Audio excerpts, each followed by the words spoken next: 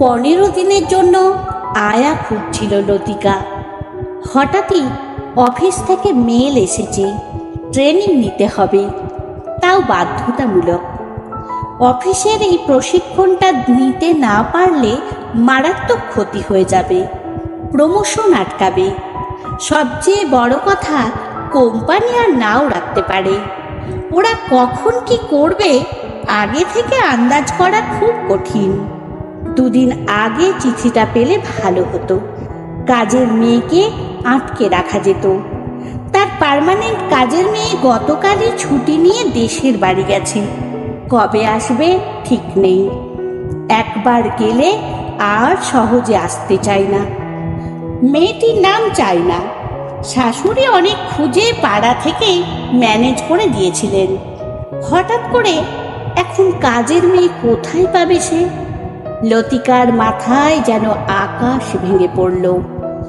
ছেলে ছোট, অন্তত 15 দিনের জন্য না হলেই হবে না। কমলকে বলে লাভ নেই, ও আরো ব্যস্ত। ওর চাকরি টেকানো আরো কঠিন। রান্নার মাসিকে বলে দেখেছে, রাজি হয়নি। এই দুর্দিনে 2 চোখের বিষ শাশুড়ি হঠাৎ করে হাজির। লতিকা প্রায় ভুলতে বসেছিল যে তার শাশুড়ি আছে। তিনি গ্রামের বাড়িতে একাই থাকেন।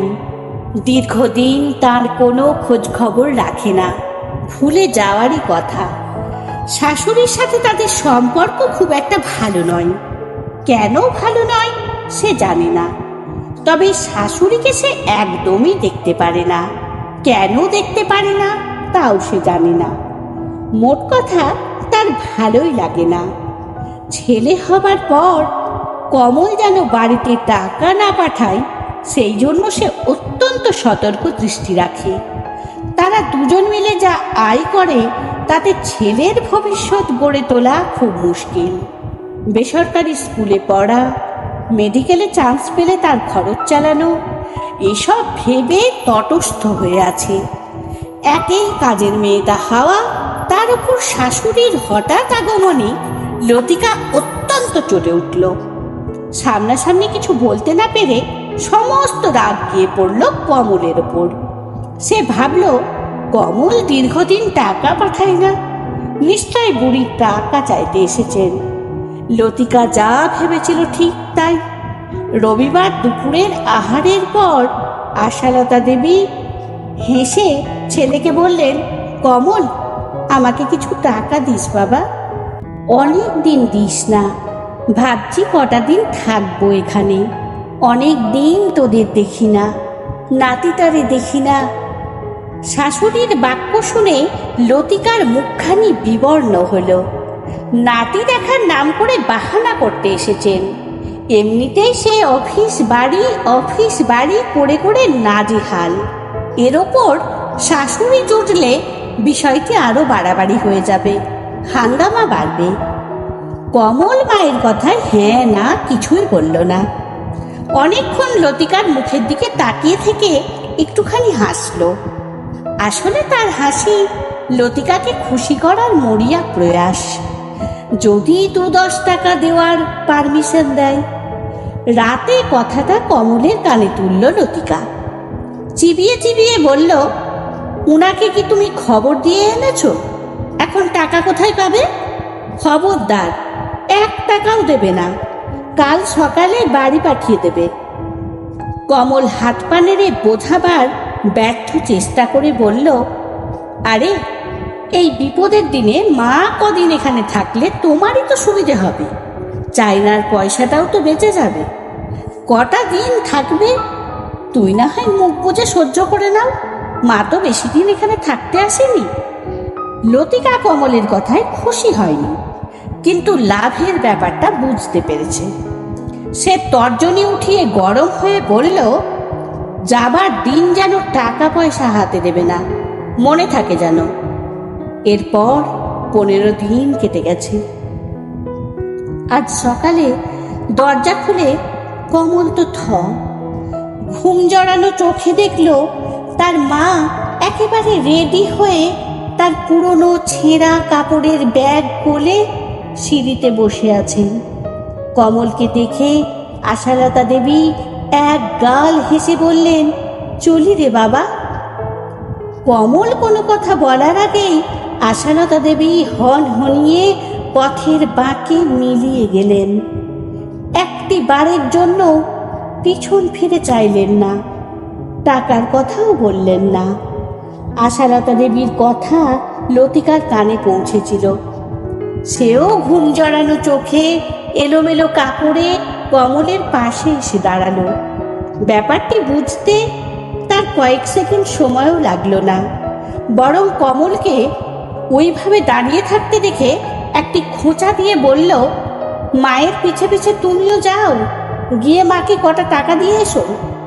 লতিকার কথায় কমল মারাত্মক বিরক্ত হলো, দুঃখও পেল, কিন্তু মুখে কিছুই বলল না। কাল রাতেই চায়না ফিরে এসেছে, সেও উঠে এসেছে। এখন এই সকালে বাদানুবাদ মোটেই শোভনীয় নয়। কমলের ইচ্ছে ছিল গোপনে হলেও মায়ের হাতে কটা টাকা দেওয়ার। মা এভাবে হঠাৎ চলে যাবে সে ভাবতেই পারেনি, আগে থেকে কিছু বলেওনি। টাকা দেওয়াটাও হলো না। লতিকা স্বীকার না করলেও কমল জানে এই 15টা দিন মা কি অক্লান্ত পরিশ্রম করেছেন ছেলেটাকে নিয়ে।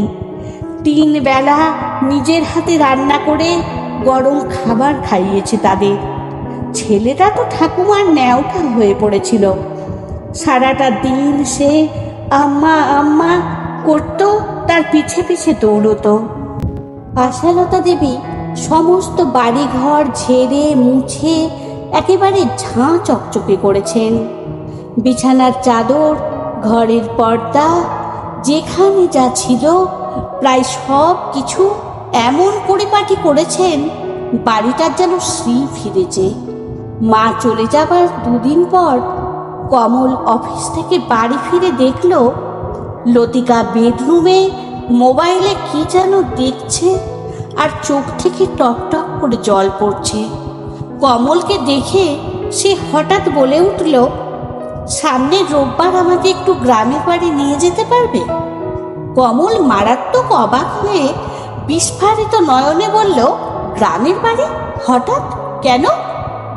লতিকা চোখের জল মুছে বলল, তোমার মা হঠাৎ এখানে কেন এসেছিল জানো? টাকা নিতে নয়, আমাদের হেল্প করতে। কমল আশ্চর্য হয়ে জিজ্ঞেস করলো, কি করে জানলে? সেই সময় দরজার পাশ থেকে চায়না বেরিয়ে এসে বলল, কমলদা, কিছু মনে করো না, তোমার মা তো মাঝে মাঝে আমাদের বাড়িতে কাজ করে, আশেপাশে আরও অনেকের বাড়িতেই কাজ করে। তুমি তো টাকা পয়সা কিছুই পাঠাও না। বুড়ি দুমুঠো খাবারের জন্য এর বাড়ি ওর বাড়ি বাসন মাজে। চায়না আবারও বলল, কদিন আগে বাড়ি যাব বলে যখন আমি মাকে ফোন করেছিলাম তখন তোমার মা আমাদের বাড়িতেই বাসন মাজছিলেন। তখনই তিনি জানতে পারেন আমি বাড়ি ফিরব। তোমার ছেলে দেখার এখানে কেউ নেই বলে। উমা, বাড়ি গিয়ে শুনলাম মাসিমা তড়িঘড়ি এখানেই এসেছেন। আমরা এক পাড়ায় মানুষ হয়েছি কমলদা, তুমি এমন করতে পারো ভাবতেই পারিনি। কি আশ্চর্য কাণ্ড দেখো, আমি ভাতের জন্য তোমার বাড়ি কাজ করি, আর তোমার মা ভাতের জন্য আমাদের বাড়ি কাজ করে। কি অদ্ভুত, তাই না? চায়না আবারও বলল, তোমাদের অসুবিধে হবে শুনেই মাসিমা ছুটে এসেছেন। নীরবে কাজ করে দিয়ে আবার চলেও গেলেন। 10টি টাকা পর্যন্ত হাতে দিলে না। উনি কিভাবে গেলেন? বাসে যাওয়ার পয়সা ছিল হাতে? চায়নার কথায় কমল ভারী লজ্জায় পড়ল। তার মা যে চায়নাদের বাড়ি বাসন মাজে সে এটা প্রথম শুনল। সত্যিই তো, ফিরে যাবার সময় মায়ের হাতে টাকা পয়সা কিছু ছিল কিনা সে সত্যিই জানে না। একবার অন্তত জিজ্ঞেস করা উচিত ছিল তার। সে অনেকক্ষণ চুপ করে রইল। তারপর প্রসঙ্গ পাল্টানোর জন্য বলল, মা তোদের বাড়ি সত্যি বাসন মাজে? চাইনা এর কোনো উত্তর দিল না, শুধু গটগট করে হেঁটে এসে কমলের হাতে একটি সোনার বালা দিয়ে বলল, মাসিমা যাবার আগে আমার হাতে এতে দিয়ে গেছেন আর বলে গেছেন তোমার ছেলেকে দিতে। নাও ধরো। কমল সোনার বালাটি অনেকক্ষণ ঘুরিয়ে ফিরিয়ে দেখে বিস্মিত হয়ে চায়নাকে বলল, এ তো অনেক দামি জিনিস রে, মা এত টাকা কোথায় পেলেন? চায়না এবার তাচ্ছিল্যের হাসি দিয়ে লতিকার দিকে চেয়ে বলল, ধার নিয়েছেন। নাতির মুখ দেখবেন, কিছু না দিলে তো হয় না, তাই ধার নিয়েছেন। আমিও ধার দিয়েছি, মাসে মাসে শোধ করবেন। তোমরা তো কিছুই দিলে না, শুধু নিলে। আর কিছু শুনবে? আর কিছু? বলে চায়না মুহূর্তে কেঁদে ফেলল।